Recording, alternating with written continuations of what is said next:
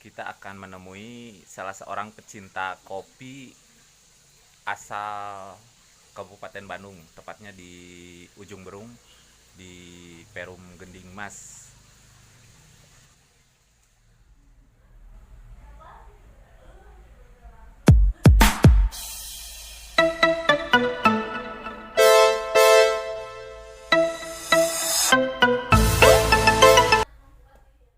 Nah, alhamdulillah saat ini saya sudah berada di tempat Bung Ridwan, salah seorang PSK ya.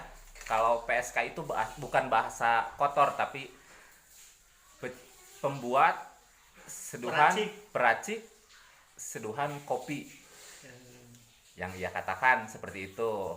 Kalau di Itali itu bar apa? Barista. Nih Bung Ridwan ini sudah menekuni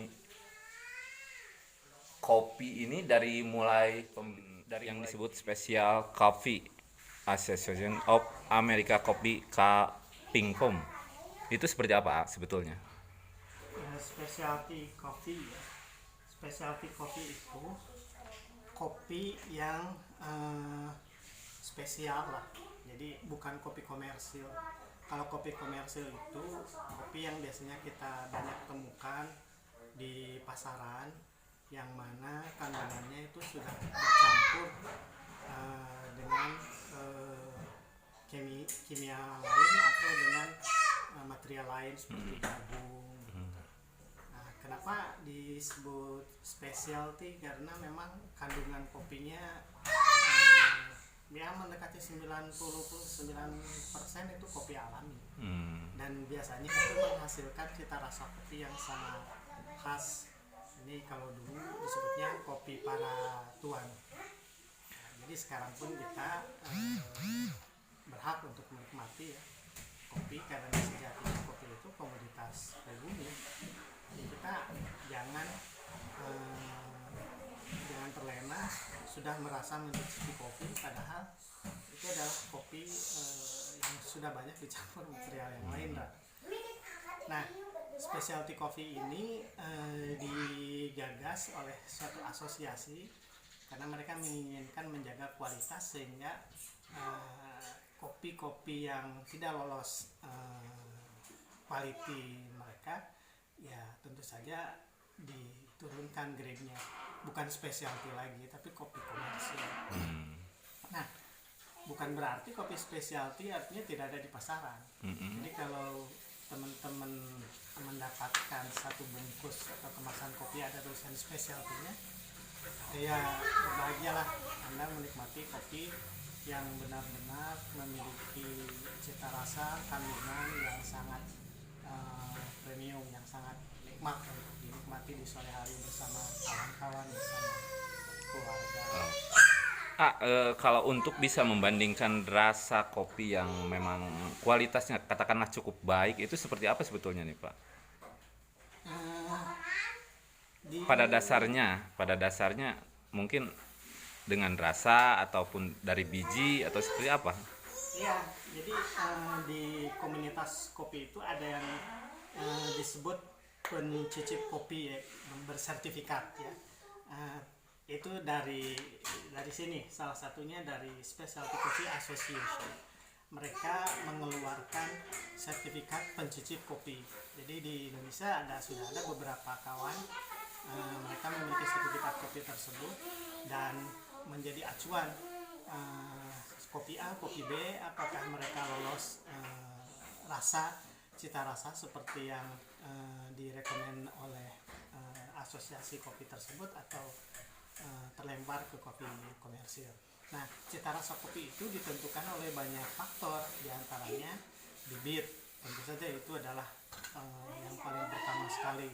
Kalau bibitnya bagus, nanti cita rasanya bagus. Tapi kalau bibitnya bagus, treatmentnya nggak bagus, rasanya nanti berkurang. Bibitnya bagus, treatmentnya bagus, metodenya tidak baik. Dalam hal ini barista yang bertanggung jawab ya, atau PSK, petugas seduh kopi.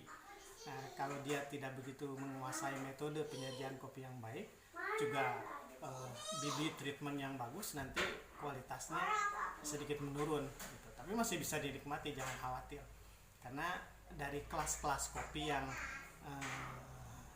yang ada di sekitar kita pun tidak jarang sebetulnya kita mengkonsumsi kopi-kopi yang defect itu artinya ada sedikit ciri cacat gitu ya, tapi masih layak untuk dikonsumsi, ya enak juga. Apalagi kalau sudah dicampur dengan kalau di dalam ilmu masakan itu ya penyedap rasa gitu.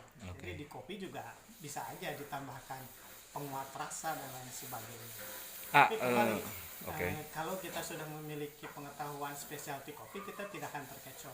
Kopi itu bukan kopi yang rasanya dimodifikasi, tapi kopi alami. Gitu.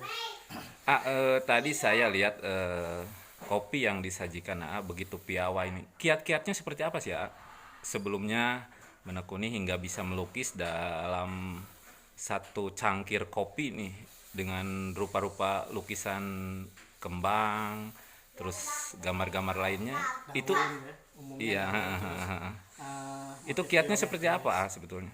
Kiatnya ya kita harus kiat aja. tahan untuk belajar. Jadi sebetulnya Akang sih tidak masih jauh dari baik itu sertifikasinya, baik itu penyajian rasanya, karena ya dirasa juga kadang-kadang kopi rasakan Akang ada perubahan rasa seperti itu. Jadi ini untuk sekedar untuk sekedar mengisi waktu, kemudian ya menikmati kopi sambil sedikit-sedikit juga sepertinya menuju ke arah cita rasa yang lebih baik. Nah, kiat-kiatnya yang pertama ya banyak membaca literatur, kemudian juga melihat di YouTube mungkin ya ada banyak juga di situ klip-klip tentang kopi. Kalau kita mau lebih menekuni ke latte art ya, disebutnya itu latte art karena ya dari bahasa Perancis, jadi latte ya dibaca latte saja, artinya susu. Jadi kita melukis media kanvasnya adalah kopi dalam cangkir kopi ini, kemudian penanya atau kuasnya ya yang dari sini. Jadi ini ada cartridge ink kalau di dalam komputer. Kemudian kita curahkan dan nanti kita akan membentuk image yang kita inginkan gitu. Atau bisa juga dengan metode etching. Etching itu yang menggambar dengan menggunakan pena yang ujungnya lancip ya. Bisa pakai ujung termometer seperti ini. Kemudian ini adalah coklat yang kita tuangkan. Tadi sudah beberapa image akhirnya muncul di permukaan kopinya, dan kita bisa melihat ada penampakan motif geometris, ada daun ya, kemudian ada gambar jantung hati juga, bisa dibikin seperti itu. Kalau yang lebih piawai lagi bisa lebih detail, bisa menggambar purwarupa binatang atau mungkin wajah seseorang dengan sedikit sentuhan IT. Juga sekarang sudah tersedia printer yang bisa melukis dalam latte.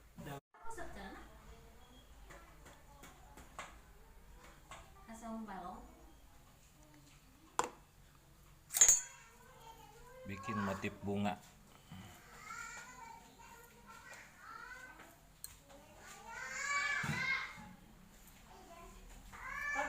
Coba angkat kopinya aja yang baru banget enak.